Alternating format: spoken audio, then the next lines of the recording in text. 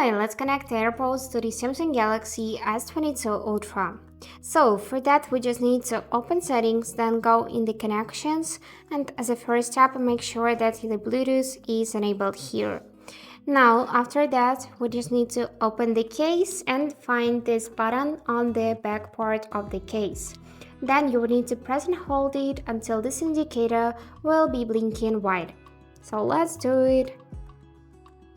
And now it is blinking, so we can find it in the list of available devices. So if no device found, then you can just turn off Bluetooth and within a couple of seconds turn it on again, and now it should appear in the list of the available devices.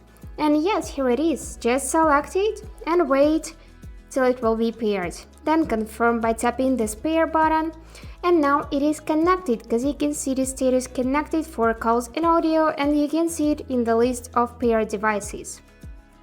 So to disconnect it, you will need to tap this settings icon. Here select the button disconnect, and after that unpair. And that's it for today. I hope this video was helpful for you, and thank you for watching.